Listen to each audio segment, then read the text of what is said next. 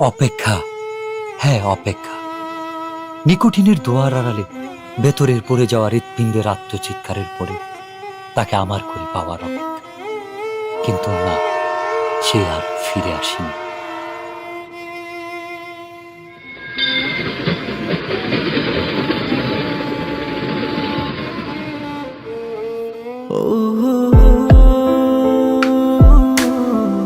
তবে এসেছিল এই পাহাড়ের পাদদেশে আজ থেকে অনেক বছর আগে, সন্তের জেগেরা সীমান্তবর্তী জেলা শেরপুরের প্রত্যন্ত একটি গ্রাম।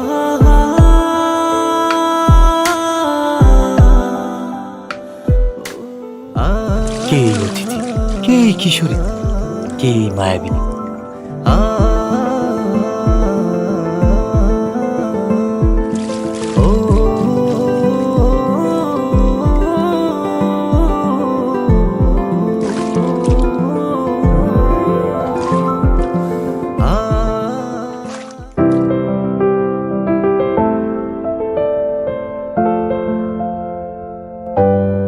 যার বিরহের অনলে পড়ে স্বপ্নের মতোই বদলে গেল এক যুবকের জীবনের গল্প।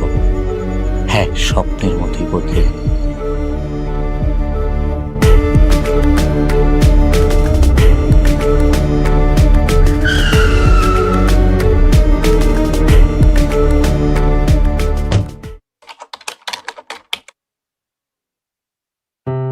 খেলাধুলা আর ঘোরাফেরাতে বিভোর হয়ে থাকা ছেলেটার জীবনেও এসেছিল প্রেম।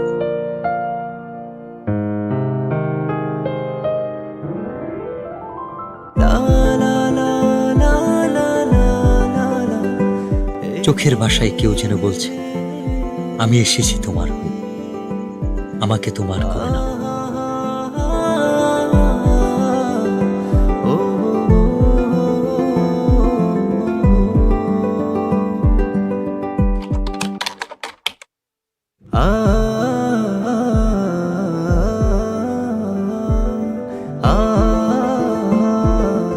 যার সন্ধানে দিন থেকে রাত, সকাল থেকে সন্ধ্যা, কেবল এক পলক দেখার ইচ্ছা। সে এক লজ্জা।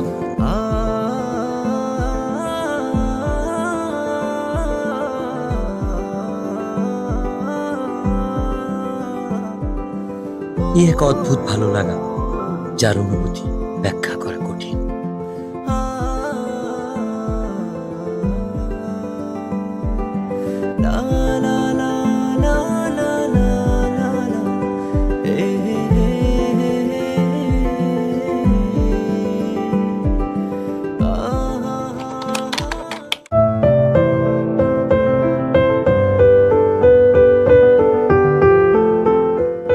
বারবার ফিরে আসি অদ্ভুত একটা টান।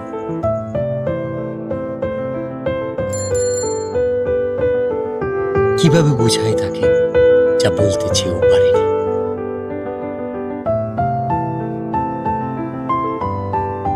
আপু, ওই ছেলেটা কে?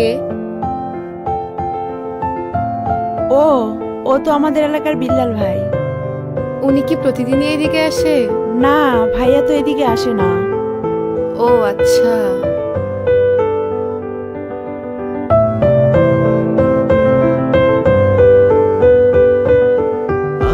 অপেক্ষার প্রহর যেন কাটছেই না। বলতে ইচ্ছে হয়, তবে সুযোগ নেই কাছাকাছি আসার।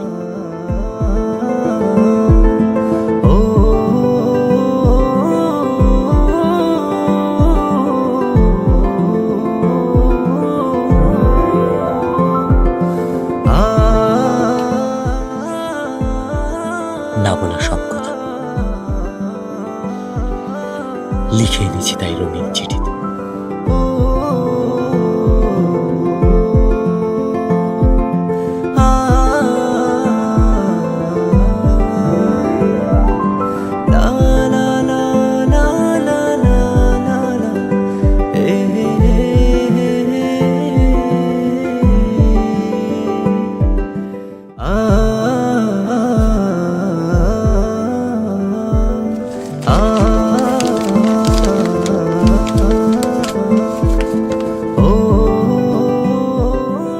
আমার লেখা প্রথম চিঠি, নাম না জানা একজনকে ঘিরে। সেই একজন যাকে আমি লিখে রাখতে চাই মনের দরজা, যার ছবি আঁকতে চাই ভালোবাসার রঙিন তুলিতে মনের ক্যানভাসে। তুমি সেই রমণী যে আমার ঘুম কেড়ে নিয়েছ, রোদ খরার দেশে চাতক পাখি যেমন মেঘের জলের অপেক্ষা। দিনের পর দিন তোমার জন্য আমার অপেক্ষা ফুরাবে না কোনোদিন। আমাকে ভালোবাসা যাবে উত্তরের অপেক্ষা।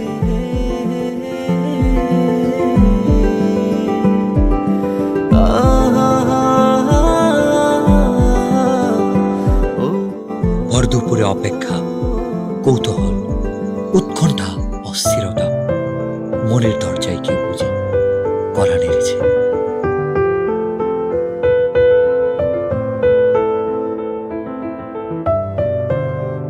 আমাকে ডাকছো কেন? একটা দরকার ছিল। কি দরকার? এই চিঠিটা ওর কাছে দিতে পারবা? ওটাকে? ওই যে ছেলেটা আসে। ও আচ্ছা, বিল্লাল ভাই। আচ্ছা দাও। বিল্লাল ভাইয়ের কাছে তো পৌঁছে দিতে পারবো না, কিন্তু ভাইয়ার সাথে যে ছেলেটা থাকে নুসান, ওর কাছে পৌঁছে দিতে পারবো। আচ্ছা, যেভাবেই হোক চিঠিটা পৌঁছে দিও। আচ্ছা। আচ্ছা ঠিক আছে। ভাই, ইদানিং খেলতে যাও না, ব্যাপারটা কি? আমার খেলতে ভালো লাগে না। তোমার খেলতে ভালো লাগে না? ভালো লাগে না। বুঝছি, কি বুঝছস? কিছু একটা চলে। আরে না, এমনি খেলাধুলা ভালো লাগে না। ভাই কেমন আছো? ভালো আছি। এই নুসান, এদিকে আয় তো। কি হয়েছে, এত চিল্লাইতেছস কেন? দেখোস না ভাই আছে। এই চিঠিটা ভাইয়াকে দিবি। কে দিছে? তোর জানার দরকার নাই, ভাইয়াকে দিলে ভাইয়া বুঝতে পারে। আচ্ছা তুই দাঁড়া, আমি ভাইকে বলতেছি। আচ্ছা। ভাই, মিলি দিছে।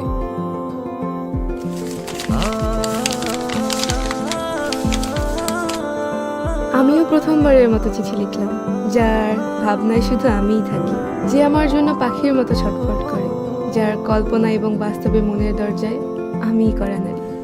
আপনি সেই পুরুষ যার চোখে মুখে শুধু দেখতে পাই আমার জন্য ভালোবাসা। হঠাৎ আমি বুঝতে পারি কেউ আমাকে মন থেকে চায়, খুব করে।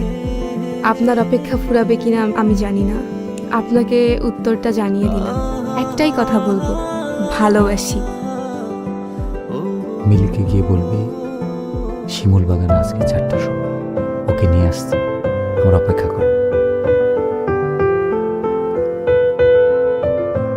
ভাই বলছে বিকাল 4টার সময় ওরে নিয়ে শিমুল বাগানে আসতে। ওরে নিয়ে আসবি কিন্তু। আচ্ছা ঠিক আছে, আমি ওকে নিয়ে আসবো। মনে থাকে যেন।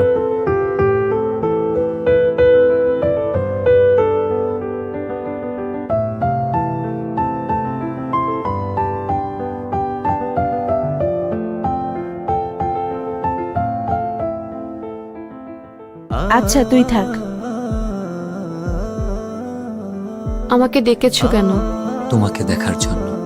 অনেকক্ষণ ধরেই তো দেখছো, আর কতক্ষণ? দেখলে কি প্রবলেম? শুধু কি দেখবা নাকি আর কিছু বলবা? I love you.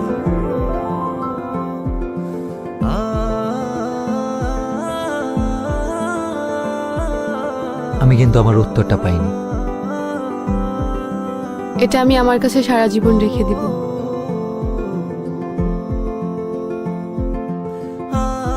প্রেম বুঝি এতটাই রঙিন লাগে?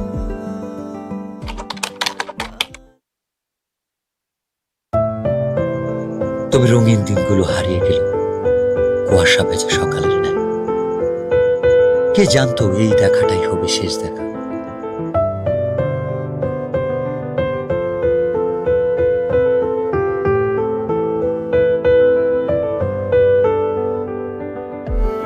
অনেক দিন তো হয়ে গেল, মনে হয়তো চলে যাব।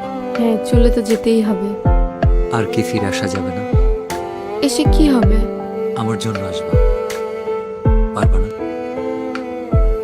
আসা যায়, কথা দেওয়া যায়। আর ছুঁয়ে কি কথা দিতে হবে? ছুঁয়ে দেখার ইচ্ছাটা পূরণ হবে, সেটা বিয়ের পর। আমি অপেক্ষায় থাকবো।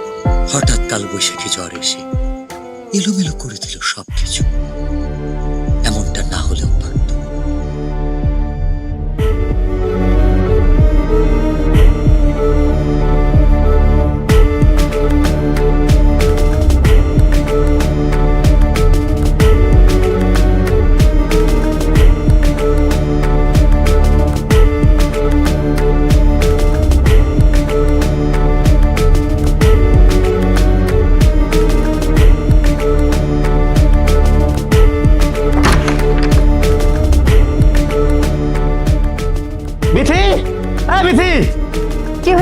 চিল্লাচ্ছ কেন? তোর বোন কি এলাকা ঘুরতে আসছে নাকি আমার মান সম্মান নষ্ট করতে আসছে? কেন? আমার বোন কি করছে? এই তোর বোন বিল্লালের সাথে কি করে? ওর সাথে আমি যেন আর না দেখি।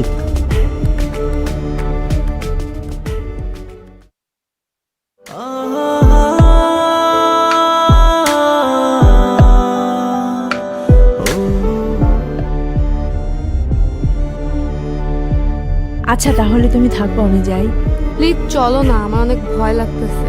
আমারও অনেক ভয় লাগতেছে। চলো না।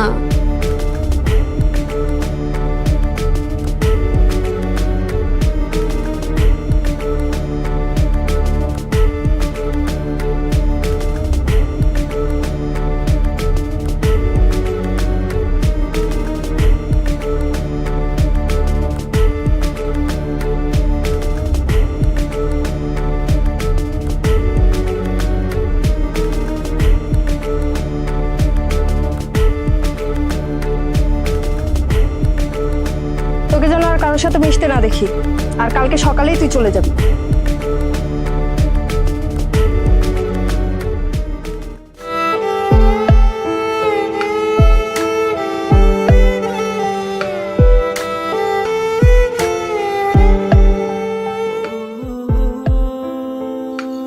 অতিথি পাখিটা কষ্ট নিয়ে নিরে ফিরবে, এটা বুঝি তার রেখে যাওয়া শেষ স্মৃতি।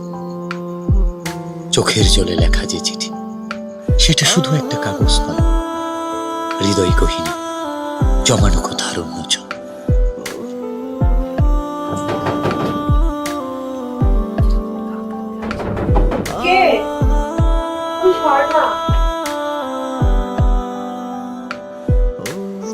এত রাতে তুমি এখানে? মিলি, আমি বুঝতে পারিনি আমার জন্য তোমাকে এত কথা শুনতে হবে। আমাকে মাফ করে দিও, আমি কালকে চলে যাচ্ছি। আর পারলে তোমার ভাইয়াকে এই চিঠিটা আর আমার এই শেষ স্মৃতি দুইটা পারলে তোমার ভাইয়াকে দিয়ে দিও।